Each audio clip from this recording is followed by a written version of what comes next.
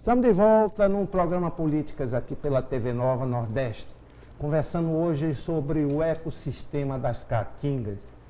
Na sexta-feira passada, dia 28, foi comemorado o Dia do Bioma das Caatingas, o ecossistema. Isso em uma homenagem ao grande ecólogo pernambucano Vasconcelos Sobrinho, uma pessoa que falava nisso há muito tempo, como Gilberto Freire, sobre a nossa ecologia, a defesa dessa região, que na época, isso nos anos 70, 80, essa caatinga estava se transformando num verdadeiro deserto. Então, essa preocupação dele foi levada em conta e hoje estudiosos veem essa região com olhos diferentes.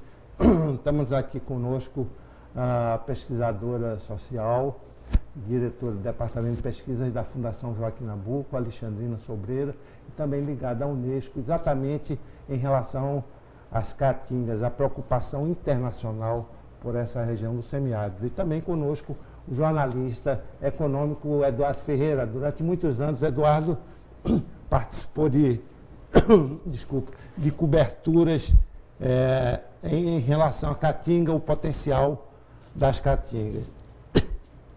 Alexandrina, voltando à questão das caatingas em si, o que é possível fazê-las para que elas retomem um certo vigor do ponto de vista de melhoria, de habitação das pessoas que vivem lá, porque uma região seca, eu preciso mais água. O que é preciso para ela melhorar e ter um poder econômico maior? No Brasil, foi criado o Sistema Nacional de Unidades de Conservação e nós terminamos agora um estudo em 14 unidades de conservação da Caatinga, as mais importantes do Nordeste. Andamos mais de 5.000 quilômetros para entender exatamente qual é a pressão do entorno para trabalhar como brigadistas, como pessoas que fazem as trilhas na Caatinga e pessoas que também defendem essas áreas, como Sete Cidades, o Diamantina, o Catimbau. Aqui estudamos as 14. O grande problema é trabalharmos com essas populações tradicionais, o valor dessa área, para que elas não destruam também a fonte de desenvolvimento que elas já trabalham. E aí, se nós conseguimos a visibilidade e a aplicação de recursos para essas unidades de conservação, essas 14 mais importantes do Nordeste, nós estamos beneficiando direta e indiretamente todas essas comunidades. Não estou falando aqui apenas a questão da água, mas a questão da inserção social dessas comunidades a partir dos patrimônios nacionais da Caatinga. Eduardo, uma coisa, esse trabalho tem encontrado feedback, tem encontrado resposta das populações? Sim. Durante 2 anos e meio, nós entrevistamos essas pessoas do entorno. É claro que muitas perguntam, né? Por que, então, a gente não pode ser contratado para trabalhar nessas áreas? Isso tudo é mais complicado, porque requer um pouco mais de conhecimento.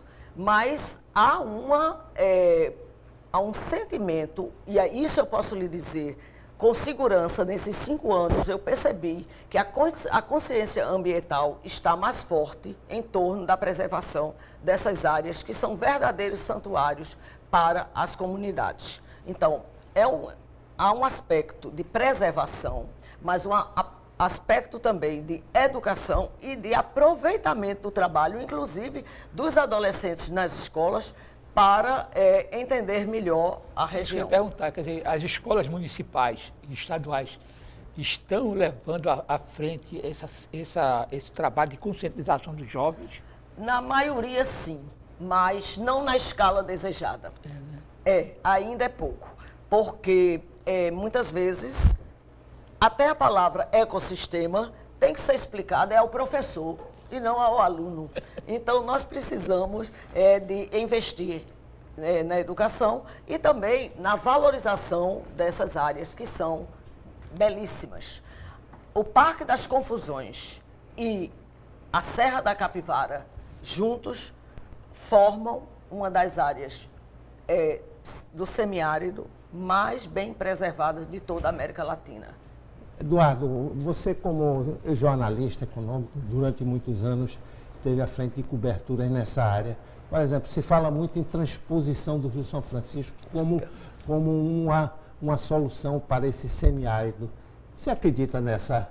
Eu não acredito pelo seguinte, porque a transposição ela tem como fim as cidades, mas não tem como... diferentemente do Vale na Califórnia, não é?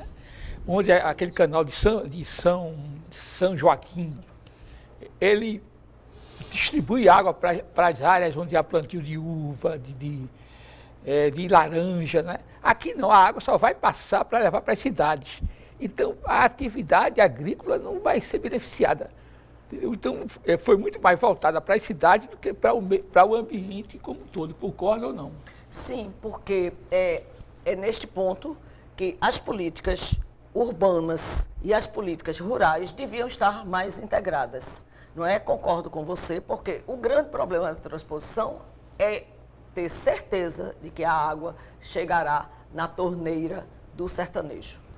Isso daí não é comprovado até diante das dificuldades da construção dessa transposição há muitos anos, vem se arrastando. Mas o semiárido, com exceção das franjas ribeirinhas ao São Francisco, dificilmente pode ter um potencial agrícola muito forte se não houver a irrigação. Agora, eu não tenho certeza não, mas vocês podem confirmar.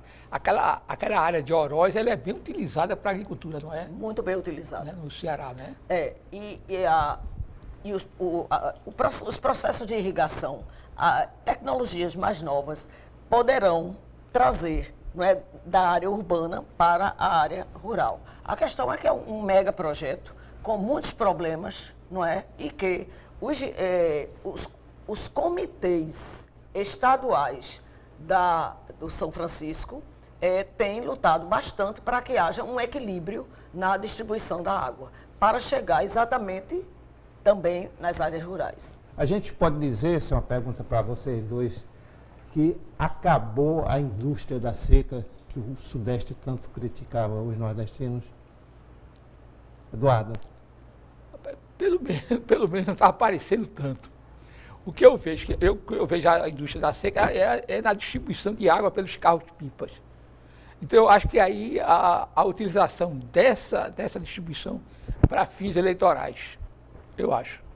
É a visão que eu tenho de observador.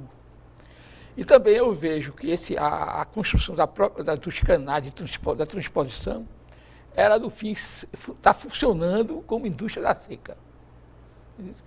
Porque é uma obra que se alastra por muitos anos e que sempre é utilizada para campanhas eleitorais.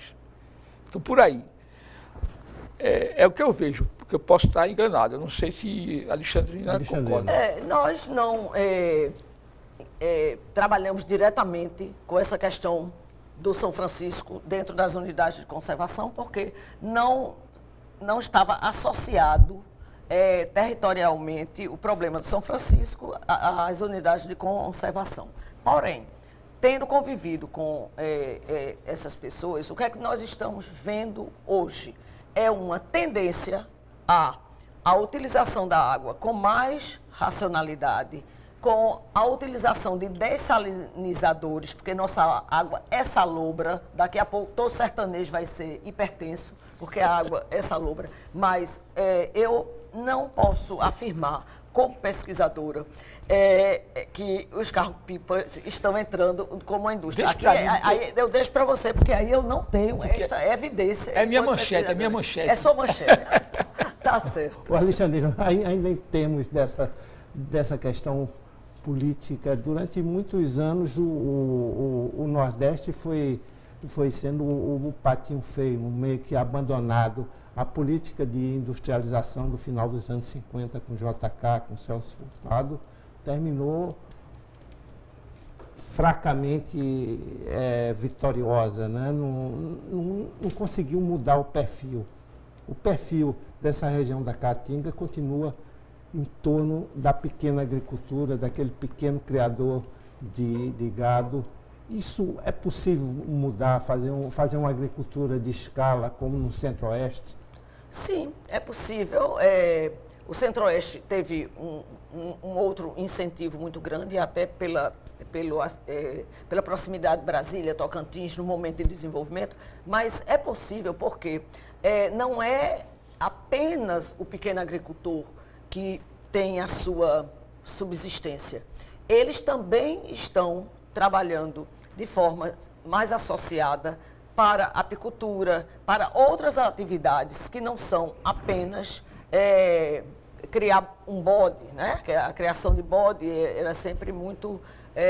ainda continua. O que eu quero dizer é o seguinte, do ponto de vista internacional, e isso discutido na Unesco, um interesse muito grande pelo semiárido brasileiro, porque quando nós vamos buscar recursos fora, eles dizem, mas o Brasil é rico, o Brasil tem a Amazônia. A visão do brasileiro, muitas vezes, é sacralizada no verde. E a Caatinga, que é essa mata branca, em Tupi-Guarani, não teria essa importância. Isso está sendo invertido no sentido não apenas de financiamento, mas também no sentido da tecnologia e da inserção de homens e mulheres, inclusive a questão de gênero é muito importante para trabalhar na sua terra e ver o potencial que pode ser feito de forma mais associada, sem a microvisão de que fala o nosso entrevistado. O que se adotou em Israel pode ser transposto para o semiárido ou são duas realidades distintas?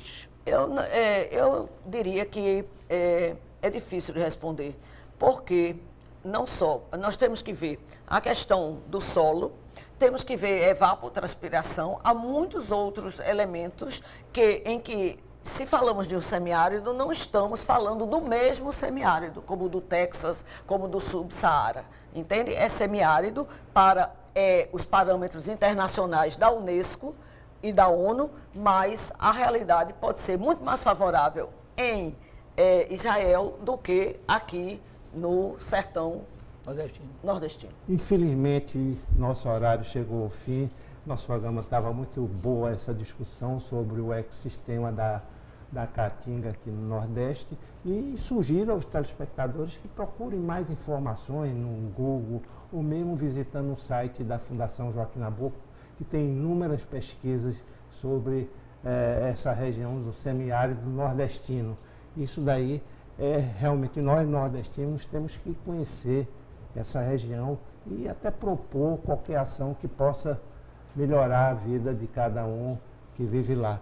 Alexandrina Sobreira, diretora do Departamento de Pesquisa da Fundação Joaquim Nabuco, muito obrigado. Eduardo Ferreira, jornalista econômico da velha guarda. Participamos de coberturas na região de São Francisco, aquelas enchentes que não acontecem mais. Muito obrigado pela sua presença e até o próximo programa.